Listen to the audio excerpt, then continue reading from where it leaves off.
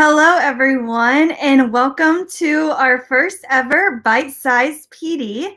This is going to be a quick 15-minute session. So real quick, if you could in the chat, let me know what your favorite snack is. What's your favorite bite-sized snack? Mine would probably be French fries. I love French fries. So yes, please go ahead and put that in the comments to let us know your favorite bite-sized snack. The next thing we're going to do is there are 12 different options during this session, and we're going to get to as many different options that we can throughout the 15 minutes. So we probably won't get to all 12, and that's okay because I hope to redo this session again. But we are going to vote. So I'm going to put a link to a Google form, and I'm going to ask that you please vote for which number you would like to see during this session. Would you like to see some Jamboard tricks and things like that? Thin slides, me talking about the Great American Race, share and compare, friendmojis, sketch and tell, brain dumps, Iron Chef, number mania, game of quotes, fast and curious, and using your tech connect coordinator. So which one would you, cheese sticks, yes. Which one would you like to see first? And again, we should hopefully get a couple more coming. So let's check out the Google form. Let me pull that up and see what votes we have.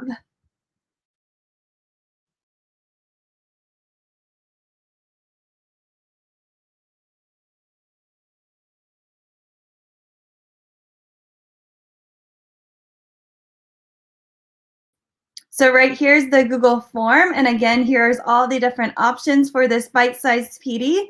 And you're just simply going to choose which option you want. And then once you know, you're going to hit that submit button.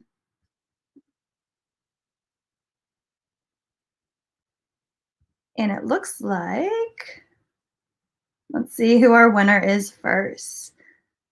Option 1. So people want to hear a little bit more about Jamboard. All right, that sounds like fun. And again, keep voting because we might get another.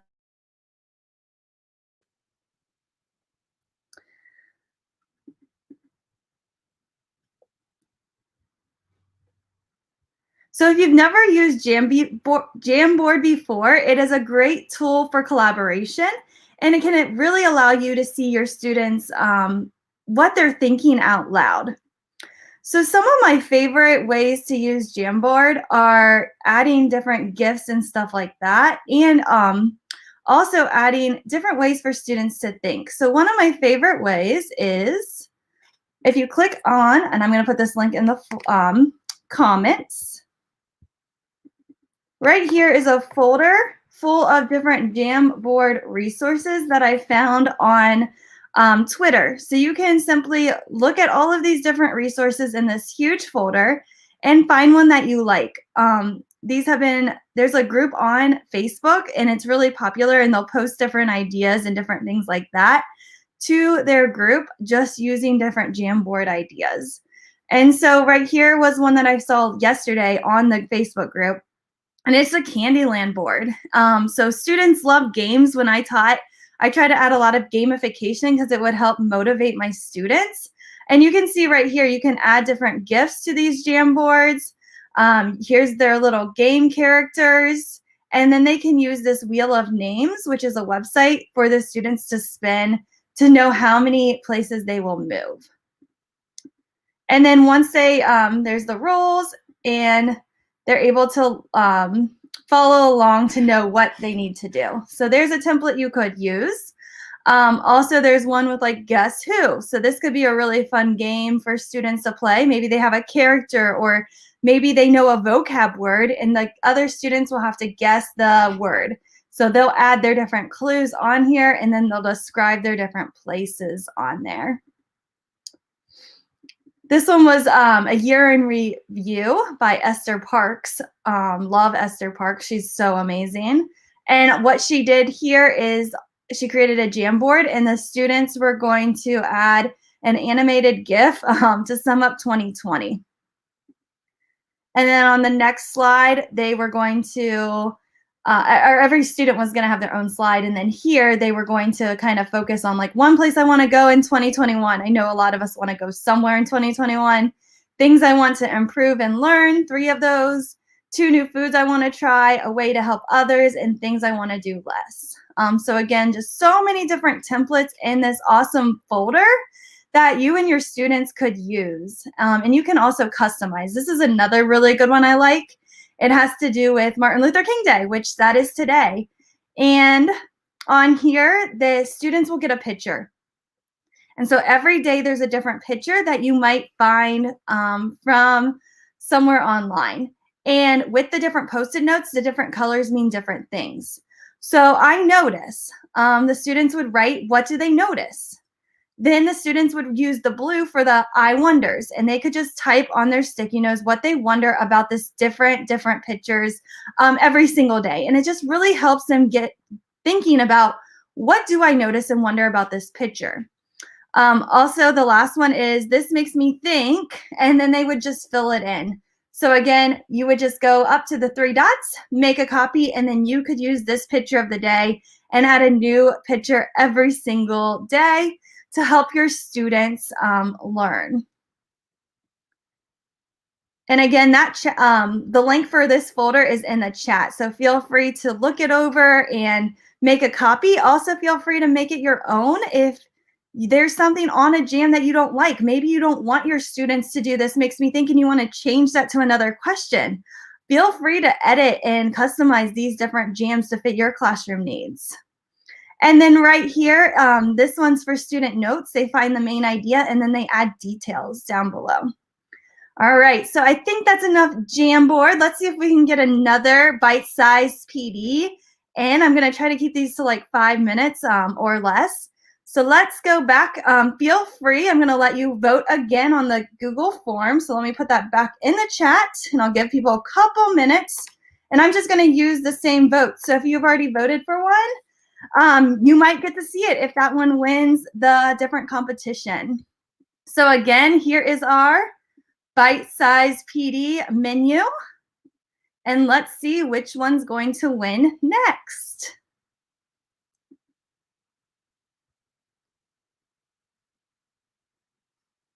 Looks like we have a tie for option 11 and 2. Let's see. Oh, there was a 3-way tie. Option 2 and 11. Anyone in the chat have want to throw out which option we should? Oh, wait, no, over here, option 9. All right, let's look at option 9. All right, option 9. Oh my gosh, this one is one of my favorites. It's Number Mania, and Number Mania is a fun way to get students to research. I hated, I'm not even kidding, when I taught research projects. So I'm going to put the link for this resource in the blog, and it has all the links. So Number Mania is an edu protocol. If you aren't familiar with edu protocols, there is a website that has a ton of different edu protocols. I'm going to go ahead and go here. There's books, there's 1 and 2. So there's 2 different books with edu protocols that have a ton of different ideas that you can use in your class tomorrow. These lessons are very quick and easy to insert into any lesson. So I love using edu protocols in my classroom and with teachers. And so with Number Mania, students will research. Now, again, I said I hated this, but with Number Mania, students work together to research. So how it works is students will have an article, maybe a video, maybe multiple sources. And all they have to do is they just have to find a fact, one fact. So again, this research makes it a lot easier. So students will put their name, what number they found, and then they will describe their number. So for example, if there was like a research project about me, so my birthday is on September 24th. The student might put 24 as their number. They might say this is Stephanie Howell's birthday, and then they would put the link of where they found that information. So whatever resource you find, typically students have, or classrooms have 30 students in a class.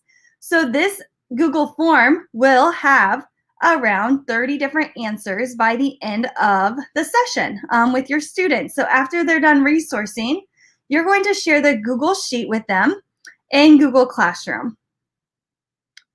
Let's see if we can get it. So then, for example, after they fill out the Google form, you would share this Google Sheet with them in your Google Classroom, maybe in another link for them. And then once they have these numbers, they're going to make an infographic. So back on this Google site, there's a video here if you forget what I'm telling you right now. But in this folder, there we go. There are some examples of templates your students could use. And right here is an example of a student that Andrea, she did with her students. So these are actual student examples. So let's see the end product. So these students, they did the American Revolution by the numbers. Here are the 3 facts that these students found. And again, students only had to find 1 fact for that Google form. And then they're going to make an infographic that looks like this. Now, Andrea, what I love about this is that she put all of her students into one slide deck. So then she can quickly go up here to present, and she can just call on her students to quickly give a 5-minute presentation about what they're talking about. So you can see all of the different examples of these different infographics that the students got from this Google Sheet. So the Google Sheet will have 30 different answers, and then they're able to pull those answers and facts to create their own infographic. So such a fun and quick activity for students to use. And so here are some more examples. And here are just some examples. This one's from Matt Miller's Ditch That Textbook.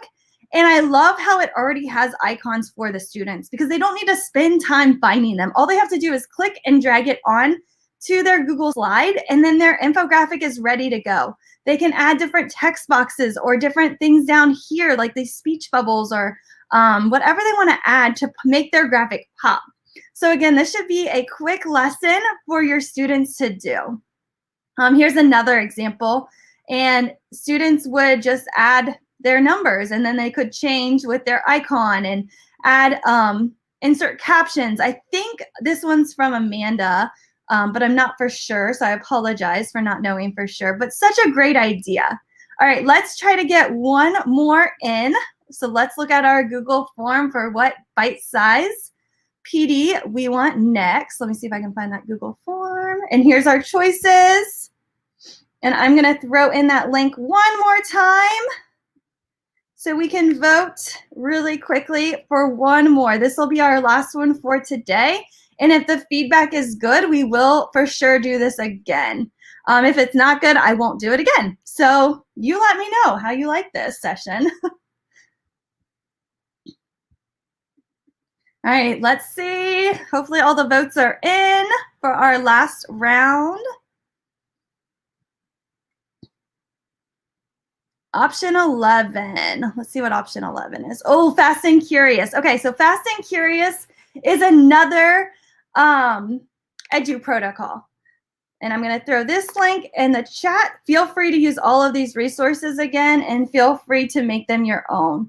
So Fast and Curious, again, is another edu protocol. You will use some type of game type website. So like GimKit, quizzes. Quizzes is probably the most popular game for Fast and Curious. Also, you might use Kahoot. That could be another game. And so what you do is you put your questions, maybe it's vocabulary words, those recall type of questions your students need to know by Friday. And so what you'll do is you'll give them that quiz. They don't know any of the information on Monday, and that is okay. The score will probably be like 20% as a whole class. And so what the students will do is they'll play that Kahoot, quizzes, or whatever type of game. And then at the end of that game, you're going to get the class average. Once you have the class average, you're just going to type it on the Google Sheet. So maybe Monday it's 20%. Tuesday, your students are going to play the same game. This time their score should go up, okay? So hopefully it's like 30%. Wednesday, it should go up again. Again, same game, same quizzes, same Kahoot, same whatever. This only takes 10 minutes at most a day, maybe less. Wednesday, their score should be like 50%. Thursday, their score should be about 80%, and by Friday, they should be at 100. You're able to look at their data and reteach as the days go on if you wanted to, but students should be really using that data to help them gain the knowledge that they need. So this is a fun way for students to quickly understand maybe vocab, those facts that they need to know, but you don't necessarily have to teach them. So again, here's this template. And again, you could just duplicate this for each of your classes. And you could do a class competition against class 1 and class 2 if you wanted to. Another fun thing I've seen is if students are doing pretty well on Monday and Tuesday, maybe Wednesday, instead of doing multiple choice, you do a fill in the blank. You know your students are probably going to go down, but then on Thursday, you bring them back up with multiple choice again. So there's multiple different versions of how you can play Fast and Curious. All right, I hope you really enjoyed this session. I would love feedback. So if you could please fill out the feedback form, that would be awesome. I'm trying to find it in this long list.